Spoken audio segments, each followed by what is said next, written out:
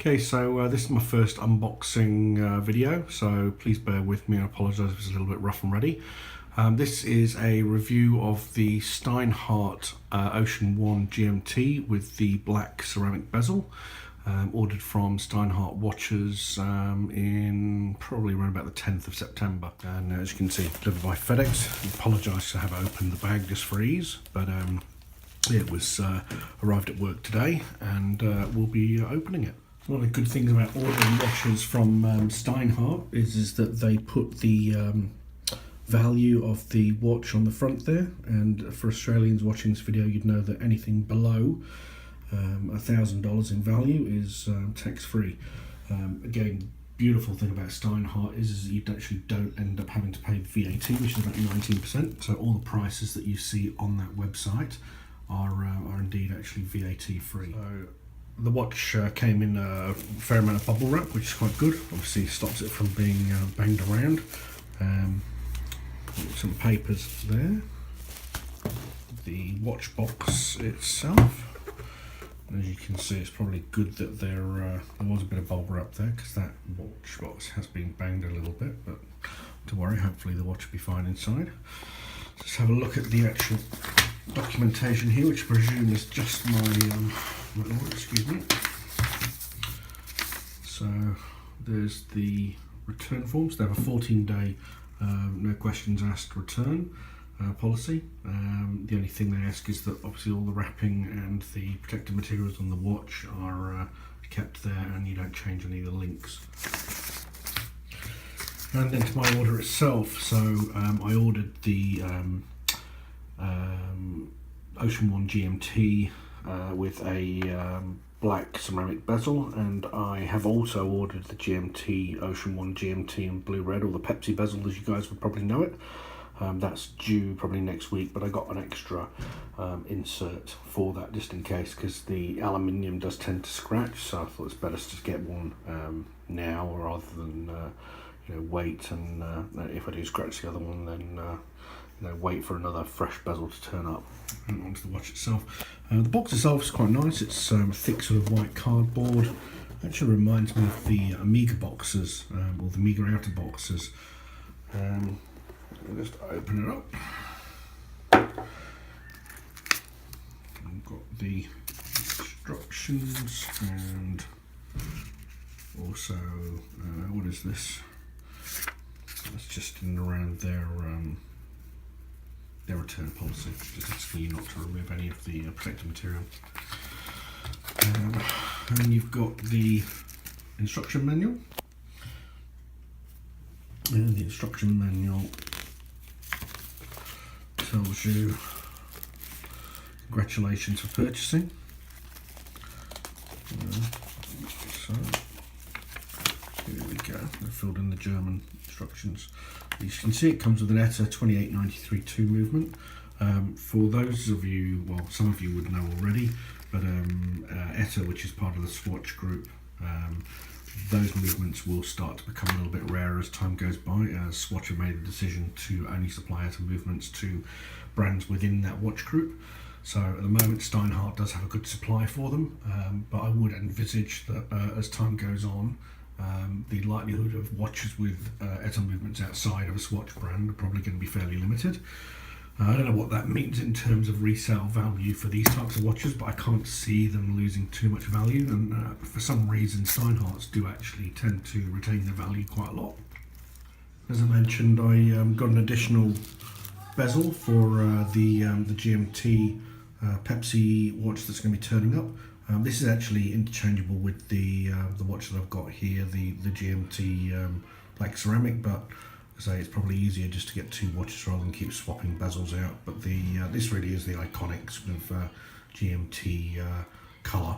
It's not for everybody, but it certainly has a very striking look, and it is similar to another very well-known Swiss brand of watch that shall remain nameless, but this is actually a slightly larger watch. The Rolex is a 40mm case, whereas the Steinharts are a little bit more squared and are actually a 42mm, so they do have a little bit more wrist presence, but obviously they are stylistically very similar. very different price points, and appeal to very different types of customers. Anyway, onto the watch itself. So here's the moment, the unboxing. So it's just a regular bit of tissue paper. Let's take the actual box out there. I'd say this really does remind me of the Omega box packaging. You know, it's quite nice. It's not super luxurious, but it certainly is probably a little bit above what you'd find in this price range, and that price range being, depending on the exchange rate, I think for this watch, including an extra bezel, was probably about 650 Australian, or about 450 euros, without the VAT, which is 19%. Yeah, so onto the watch. So it's a simple black leatherette style box with the silver Steinhart logo, very well applied.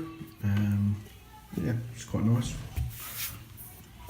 The thing here, it's not actually a push stud or anything like that, it's like a button that just protrudes, so you just pull that.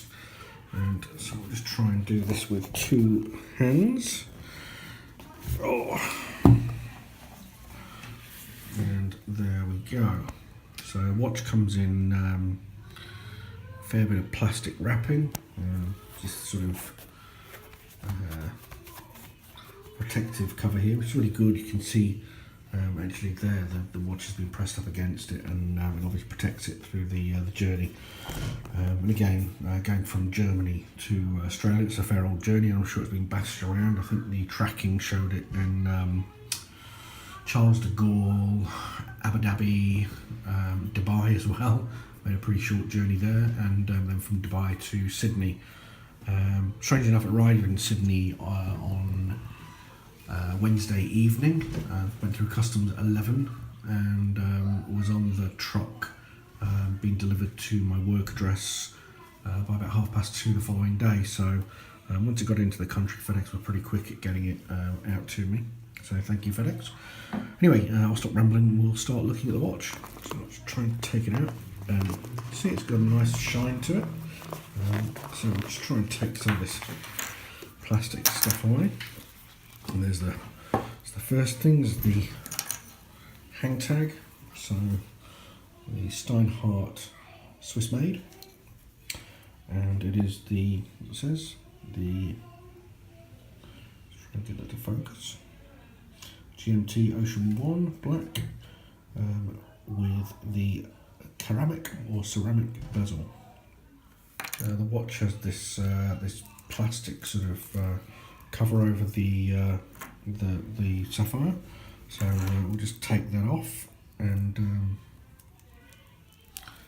give a closer look. So you can buy this watch in two versions. You can get it with an aluminium bezel, or you can just get it with the ceramic. The ceramic does have a €30 increase in price, but I thought ceramic's a nice thing to get, and you know, like I say, ceramic shouldn't scratch, and the aluminium does tend to wear a little bit and make the watch look a little bit more aged sometimes. But as you see, it's got a nice bit of shine to it. So the difference again, this is a 42 mil case, so it is slightly larger than its more expensive counterpart.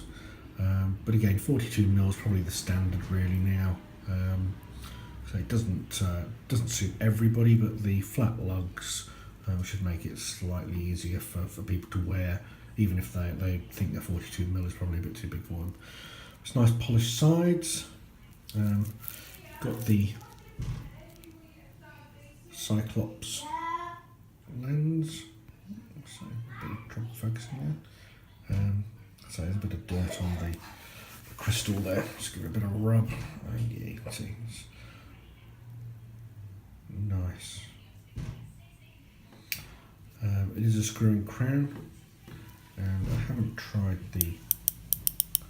Makes it a nice solid twist. One of the things that people do tend to mention quite a lot is, especially with bezels that move around, is sometimes the hour markers don't match completely. That's not the case with this one. I did check it earlier and it is spot on, but it's a nice solid movement there. And the GMT hand's actually covered up there, but you can see it's a nice red GMT, and I specifically like the Ocean One GMT writing in red text there on the dial. The dial itself is, I mean, it looks like it's black, but it's actually more like a dark sort of grey, a bit of a matte finish to it, which is quite nice, and it just tends to sort of reflect the light quite well. Sorry, not reflect the light quite well. But the contrast between the dull dial and the highly polished ceramic is quite nice. Like I say, and the zoom on the Cyclops is actually quite good. Some people complain about that quite a bit, but it looks quite good to me. So the beauty of video editing. Took me a little bit of a while to try and get the plastic off this bracelet here, but we finally managed to get it done, and there it is in all its glory. So nice bracelet with the Steinhart logo there. Simple push clasp opening, and it's quite nice. It's shiny. It's got a bit of heft to it. I'll tell you one of the things I do really like about this bracelet is you can't see it from that side, but from this side, just you can see just there. It's actually screwing, which is a good sign of quality watch. So rather than having to mess around with a link pin remover, if you're a small screwdriver, you can just undo the amount of links that you want taken out, and make it adjustable to your wrist size quite easily. Like I say, the bracelet's quite shiny, but it's actually like a very nice uniformed brushed style. Obviously solid ankle end links. You can see at the back there, and the links themselves are also obviously solid. There's no fault or any sort of sign that this would be considered to be a lower grade watch.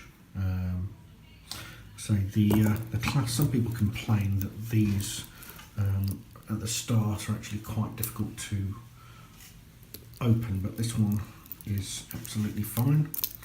And see, there's nice polished steel, nice clasp, and yeah, beautiful. And then the back of the watch itself. So here's the back of the watch. Really nice engraving. So Steinhart Ocean One. Swiss automatic movement, say sapphire crystal, which I hadn't mentioned before. It's non-reflective. It says on the website it's non-reflective, double coated. I'm presuming that's on the inside rather than the inside and the outside, but I can't confirm. I just have to go by what it says on the website, but it does say double coated anti-reflective. And I don't know whether that's Neptune or Poseidon with a big seahorse. But it's a nice little finish, bit of quality there. So sort of gives it a little bit of its own identity. We'll just do for comparison's sake. So this is my regular office watch. Just a bit of a polish. This is a Grand Seiko quartz. Quartz, you might say, disgusting. Well, it's not really disgusting. It's probably one of the best quartz movements out there. It's accurate to around about 10 seconds a year, but that's enough of the nerd talk about this watch. But this is actually a 37mm, so you can see it fits on the wrist very nicely. It's more of a dress watch. But then we'll just try with the Ocean One GMT and see what that looks like. So there's the Ocean One GMT on my wrist. I haven't actually adjusted the bracelet yet, so you can see it swinging around there. But my wrist is probably about 7.25 inches round, so it's not particularly large wrist, but it's not exactly small either. And you can see it fits really well.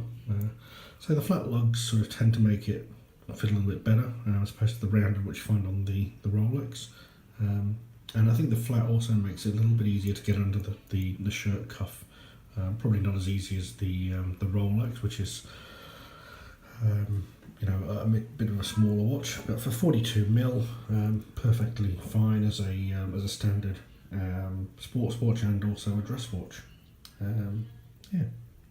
Anyway, I hope you like the review or the unboxing or whatever this video is supposed to be. Like I say, it is my first one, so I apologise for the roughness, and hopefully we'll see you next week with the review on the Pepsi bezel version. So please do subscribe. There'll be a few more videos coming up, and thank you for watching. Cheers.